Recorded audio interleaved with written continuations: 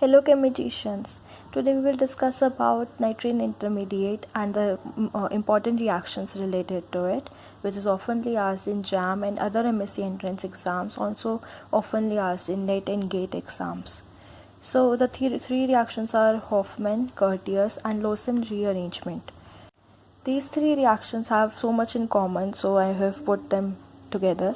So the intermediate formed here is isocyanate, also nitrene, which we will discuss in a while, and also the product formed is similar, which is amine.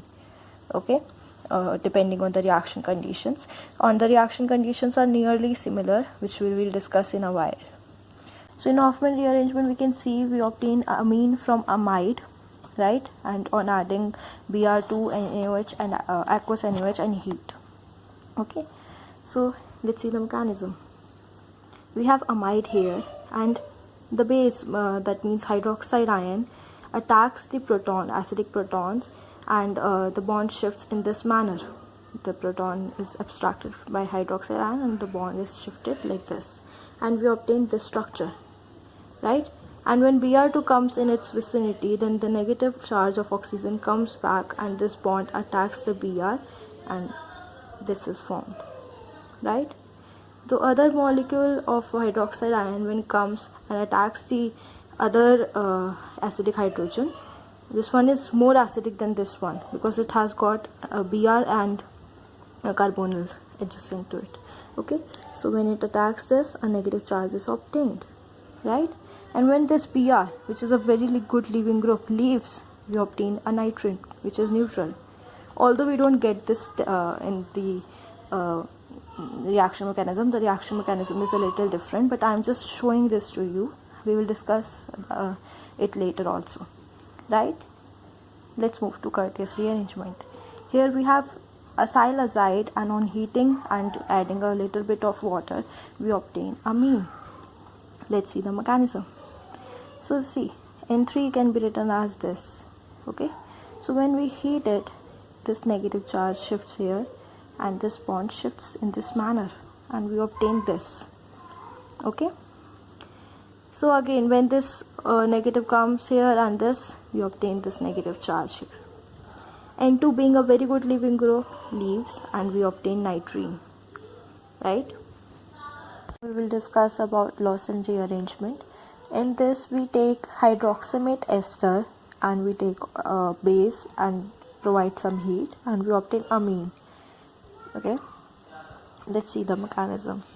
Again, this base abstracts the proton from this side and a negative charge is obtained, and if this leaves, which is a very good leaving group, because if this leaves, a negative charge will be obtained here, which is in resonance. Alright, so when this leaves, this gets neutral and we obtain nitrene.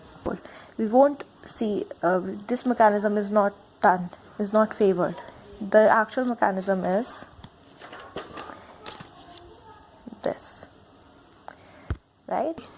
Saw this, right? There was this, right? When this base takes the proton, this was it, right? So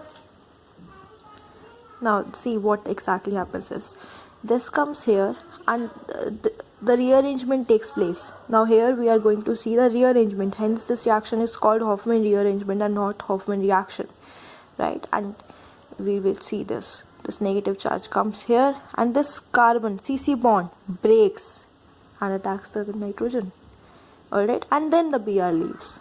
Okay, so this is a type of rearrangement, this and then this.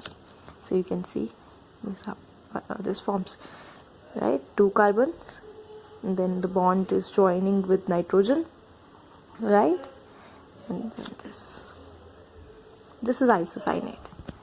Okay, let's see Curtius rearrangement.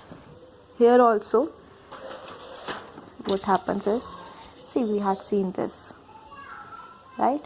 As I'm saying this, we won't see in the mixture.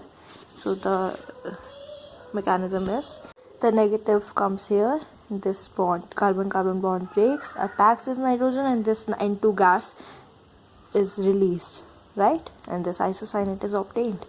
In Lucerne also, this negative comes here this attacks here, and this is right here. Okay, and this two bond and this is formed.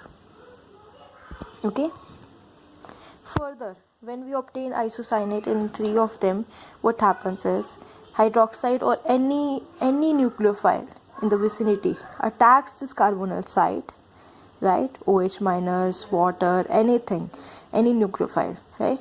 So OH minus attacks here and this bond is shifted here. So this is formed, right? OH is attacking here, so a carboxylic is formed, a negative is obtained over nitrogen, and it gets protonated with water, right? And this is formed. And if we provide a little bit of heat, decarboxylation takes place. Here carbon dioxide is getting removed, minus CO2 gas, right? So this lone pair comes here and this is obtained. So we can see this is degradation step. The chain is degrading, okay, and it gets protonated and amine is formed. In 3 of them it is formed. So we can see what is happening. You can just learn it. If it is given like this, just we obtain amine. So this was all about Hofmann, Curtius and Hofmann rearrangement. Thank you for watching. Stay connected for more videos.